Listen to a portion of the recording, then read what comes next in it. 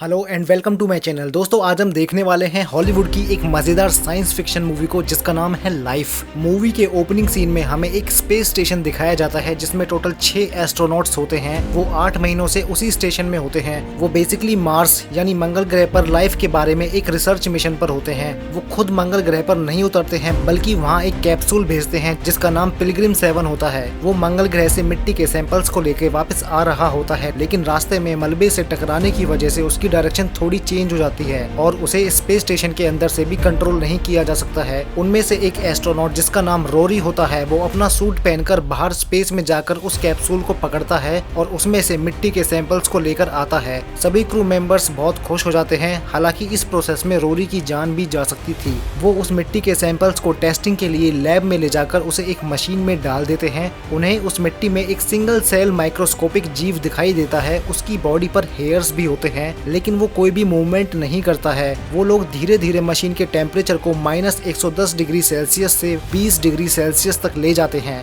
लेकिन अभी भी वो कोई मूवमेंट नहीं करता है। तो वो एस्ट्रोनॉट जिसका नाम डैरी होता है वो मशीन के अंदर के एटमॉस्फेयर को ही चेंज कर देता है जिसमें ऑक्सीजन कम और कार्बन डाइऑक्साइड ज्यादा होती है। और थोड़ी देर बाद उस जीव में थोड़ी हलचल दिखाई देती है। ये पृथ्वी के बाहर जीवन होने का सबसे पहला सबूत है और इस अचीवमेंट से सभी क्रू मेंबर बहुत खुश हो जाते हैं। ये खबर स्पेस स्टेशन से अर्थ पर यानी कमांड सेंटर तक पहुंचा दी जाती है। उनमें से एक female astronaut doctor Miranda video call के जरिए काफी सारे बच्चों से बात करके उस जीव से रिलेटेड उनके क्वेश्चंस का आंसर करती है। उन बच्चों में से एक लड़की उस जीव का नाम केल्विन रखती है। उसके बाद वो सारे एस्ट्रोनॉट सोने के लिए अपने अपने स्लीपिंग चैम्बर में चले जाते हैं। 12 दिन के अंदर वो सिंगल सेलुलर जीव मल्टी सेलुलर में कन्वर्ट हो जाता है। आसान शब्दों में बोले तो वो जीव बहुत तेजी से ग्रो कर रहा था और जब डैडी उसके पास अपनी फिंगर को ले जाता है तो वो जीव यानी केल्विन सेम तरीके से रिएक्ट करते हुए उस फिंगर की तरफ आता है। सबको वो बड़ा क्यूट लगता है लेकिन बहुत जल्द वो सबकी जान का दुश्मन बनने वाला है। केल्विन के सेल बहुत तेजी से ग्रो कर रहे होते हैं। धीरे धीरे केल्विन चीजों को समझना शुरू कर देता है। एक दिन अचानक से लैब में कुछ टेक्निकल इशू होता है जिसकी वजह से केल्विन के बॉक्स के एयर प्रेशर में थोड़ा चेंज हो जाता है। उसके बाद से केल्विन इनएक्टिव हो जाता है। डैरी केल्विन को इलेक्ट्रिक शॉक से स्टिमुलेट करता है जिससे केल्विन तेजी से उठकर डैरी के हाथ को जकड़ लेता है और उस इलेक्ट्रिक रॉड को भी तोड़ देता है। डैरी अपने हाथ को मशीन से बाहर निकालने की कोशिश करता है लेकिन केल्विन अपनी पकड़ को और भी मजबूत कर लेता है। डैरी उसका ध्यान बटाने की कोशिश करता है लेकिन केल्विन वापस उसके हाथ को पकड़ लेता है। केल्विन अपनी पकड़ को और भी टाइट करके डैरी की फिंगर्स की हड्डियों को तोड़ देता है। डैरी बेहोश हो जाता है। केल्विन उसे छोड़कर उस मशीन के ग्लव से बाहर आने की कोशिश करता है लेकिन वो ग्लव बहुत मजबूत होता है। केल्विन मशीन के अंदर से उस इलेक्ट्रिक रॉड को लाकर ग्लव में छेद करके वहाँ से बाहर निकल जाता है। ये देखकर सब लोग बहुत हैरान हो जाते हैं क्योंकि उन्हें नहीं पता था कि केल्विन के अंदर दिमाग है और वो इस हद तक सोच सकता है। उसी लैब में एक चूहा रखा होता है। केल्विन उसके पास जाकर उसे थोड़ा समझता है और फिर उस पर अटैक करके उसे खा जाता है। इसी बीच रोरी लैब का डोर ओपन करके जल्दी से डैरी को वहाँ से बाहर निकालता है और तभी केल्विन रोरी के पैर को पकड़ लेता है और इतने में ही दूसरा एस्ट्रोनॉट डेविड उस डोर को वापस बंद कर देता है। रोरी एक ऑक्सीजन कैंडल को जलाकर केल्विन के ऊपर लगाता है तो केल्विन उसके पैर को छोड़ देता है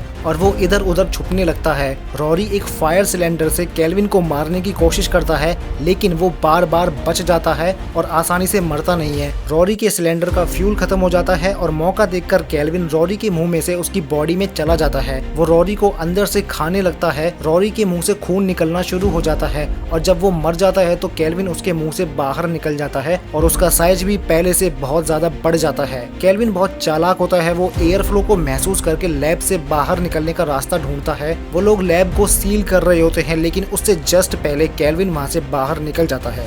मिशन कमांडर कैट अर्थ पर ये सारी इंफॉर्मेशन पहुंचा रही होती है लेकिन बीच में ही उनका कांटेक्ट टूट जाता है। उनका ट्रांसमीटर फेल हो जाता है। उसे बाहर जाकर ही ठीक करना पड़ेगा। कैट बाहर जाने का डिसीजन करती है। वो अपना स्पेस सूट पहनकर बाहर ट्रांसमीटर तक जाती है लेकिन वो देखती है कि ट्रांसमीटर बहुत ज्यादा गर्म है तो उससे पहले वो कूलेंट को चेक करती है। वो देखती है कि अंदर से कूलेंट ही गायब है। तभी केल्विन उसमें से बाहर निकलकर कैट के पैर को पकड़ लेता है। केल्विन ही उस कूलेंट को खाना समझकर उसे खा गया था। वो कैट के सूट का कूलेंट सिस्टम भी तोड़ देता है जिससे उसके हेलमेट में पानी भरना शुरू हो जाता है। केल्विन बहुत ज्यादा चालाक हो जाता है। उसकी स्मार्टनेस से सभी लोग काफी डरने लगते हैं। कैट वापस अंदर आने की कोशिश करती है। डेविड उसे बाहर से डोर ओपन करने को बोलता है लेकिन केल्विन भी उसके सूट पर लिपटा होता है। कैट जानती थी कि अगर वो केल्विन के साथ अंदर गई तो अंदर सब लोग मर सकते हैं। वो खुद भी मरने वाली थी क्योंकि उसके मुंह में कूलेंट का लिक्विड चला गया था। तो वो केल्विन के साथ उस स्टेशन से दूर जाने लगती है और तभी केल्विन उसे छोड़कर गेट के पास आ जाता है।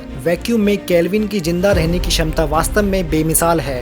वो बाहर से अंदर आने का रास्ता ढूंढ रहा होता है। शॉ बताता है कि वो सिर्फ थ्रस्टर्स के जरिए अंदर आ सकता है और अगर वो ऐसा करेगा तो हम इंजन को ऑन करके उसे उड़ा सकते हैं। और केल्विन ऐसा ही करता है मगर हर बार वो बच जाता है। बहुत ज्यादा थ्रस्टिंग की वजह से उनका स्पेस स्टेशन अर्थ के एटमॉस्फेयर की तरफ मूव करना स्टार्ट कर देता है। केल्विन को अर्थ पर ले जाने की बजाय वो उसे अंदर आने देते हैं और वापस स्टेशन को स्पेस में स्टेबल कर देते हैं। उसके बाद वो हर एक कंपार्टमेंट को सील करके उसमें ऑक्सीजन सप्लाई को बंद कर देते हैं। वो सब एक साथ कंट्रोल सेंटर में होते हैं। तभी अचानक से डैरी की तबीयत बिगड़ जाती है। उसकी पल्स गिरने लगती है और वो बेहोश हो जाता है। वो लोग उसे इलेक्ट्रिक शॉक देकर उसे उठाने की कोशिश करते हैं। तभी उसके पैर में कुछ हिलता हुआ नजर आता है। जब वो उसे ओपन करके देखते हैं तो केल्विन वहाँ पर होता है, जिसे देखकर वो सब काफी डर जाते हैं। डैरी पैरों से अपाहिज था तो उसे फील नहीं हुआ कि केल्विन उसके पैरों को खा रहा था। कंपार्टमेंट को सील करते टाइम वो उसके पैरों में छुप गया था। मिरांडा उसे इलेक्ट्रिक शॉक देती है तो वो डैरी को छोड़कर ऊपर उठ जाता है और उस टाइम वो बहुत ज्यादा खतरनाक दिखाई देता है। लिटरली थोड़े से टाइम में ही वो बहुत बड़ा हो गया था। वो लोग वहाँ से भागने लगते हैं। केल्विन भी उनके पीछे भागता है।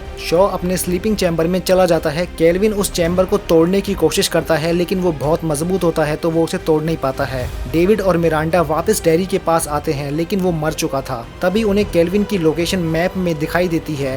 डैरी के पैर में जीपीएस था जिसे केल्विन ने निगल लिया था। वो अब उसे ट्रैक कर सकते हैं। वो केल्विन को फंसाने का प्लान बनाते हैं। जब केल्विन वापस उसी कंपार्टमेंट में आता है तो वो डैरी की डेड बॉडी को खाने लगता है और तभी डेविड और मिरांडा उसे लॉक करके वहाँ की ऑक्सीजन सप्लाई को बंद कर देते हैं। शॉन अपने स्लीपिंग चैम्बर में से निकलकर बाहर आता है और वो उसी जगह पहुंच जाता है जहाँ पर केल्विन को लॉक किया गया था। केल्विन की चालाकी का अंदाजा आप लगा सकते हो। वो वहीं छुपा होता है और जब तक शॉ उस डोर को ओपन नहीं करता तब तक वो उसे कुछ नहीं करता है। डोर ओपन होते ही वो पीछे से आकर उसे पकड़ लेता है और उसे मार देता है। 6 में से 4 एस्ट्रोनॉट मर चुके हैं, अब बस 2 बचे हैं। उनका एक कंपार्टमेंट स्टेशन से अलग हो जाता है जो बाकी के काफी सारे पार्ट्स को बर्बाद कर देता है। विदाउट कम्युनिकेशन और लो फ्यूल के चलते उन 2 बचे एस्ट्रोनॉट्स का सर्वाइव कर पाना इम्पॉसिबल हो जाता है। उस स्पेस स्टेशन में 2 इमरजेंसी लाइफ बोट्स होते हैं। डेविड और मिरांडा आपस में डिसीजन करते हैं कि डेविड केल्विन को अपने पीछे एक लाइफ बोट में ले जाकर उसे हमेशा के लिए डीप स्पेस में ले जाएगा और मिरांडा अपनी बोट से अर्थ की तरफ चली जाएगी। स्टेशन में ऑक्सीजन की काफी कमी हो गई थी और केल्विन को भी ऑक्सीजन की जरूरत थी।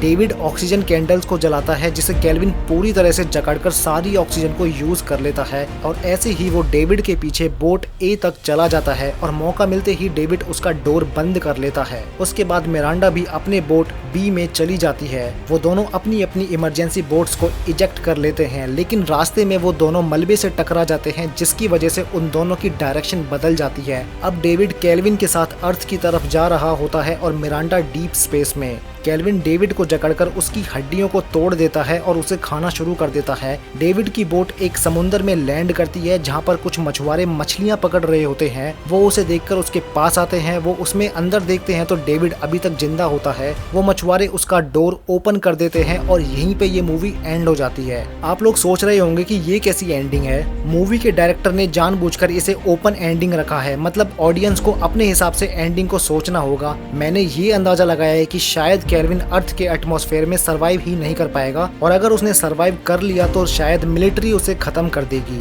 वेल गाइज, अगर आपको ये वीडियो अच्छी लगी हो तो इसे लाइक कर देना। ऐसी और मूवी एक्सप्लेनेशन के लिए वेगांतिस को सब्सक्राइब भी कर लेना।